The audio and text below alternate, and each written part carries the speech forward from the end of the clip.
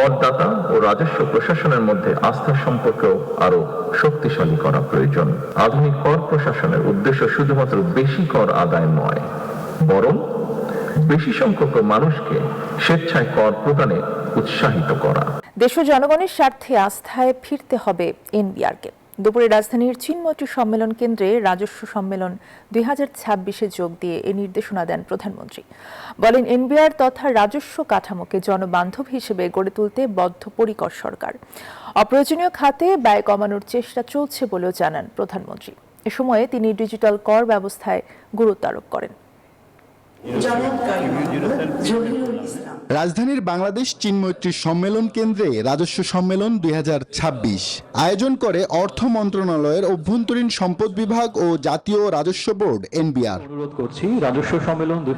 সম্মেলনে যোগ দিয়ে প্রধানমন্ত্রী তারেক রহমান বলেন, পতিত ফ্যাসিবাদী সরকার স্বেচ্ছাচারিতার মাধ্যমে এনবিআরকে প্রশ্নবিদ্ধ করেছিল। জানান, বর্তমান সরকার এনবিআরকে একটি নির্ভরযোগ্য বিশ্বস্ত প্রতিষ্ঠান হিসেবে গড়তে চায়। ফ্যাসিবাদ শাসন শোষণের অভিশাপ থেকে রাষ্ট্রের অন্য সকল প্রতিষ্ঠানের মতো জাতীয় রাজস্ব বোর্ডও মুক্ত থাকতে পারেনি। বর্তমান সরকার এনবিআর তথা রাজস্ব কাঠামোকে জনবান্ধব হিসাবে গড়ে তুলতে চায়। এই জন্য ডিজিটালি আধুনিক ডাটা ভিত্তিক কর প্রশাসন গড়ে তোলার খুব সম্মত কোনো বিকল্প নেই।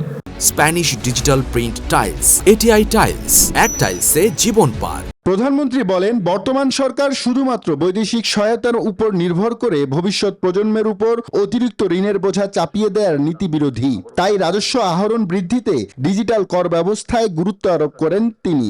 করদাতা ও রাজস্ব প্রশাসনের মধ্যে আস্থার সম্পর্কও আরো শক্তিশালী করা প্রয়োজন। আধুনিক কর প্রশাসনের উদ্দেশ্য শুধুমাত্র বেশি কর আদায় নয়, বরং বেশি সংখ্যক মানুষকে স্বেচ্ছায় কর প্রদানে উৎসাহিত করা। সমৃদ্ধ বাংলাদেশের স্বার্থে সবাই মিলে একটি শক্তিশালী রাজস্ব ব্যবস্থা গড়ে তোলারও আহ্বান জানান প্রধানমন্ত্রী তারেক রহমান। আব্দুল্লাহ মামুন, নিউজ 24, ঢাকা।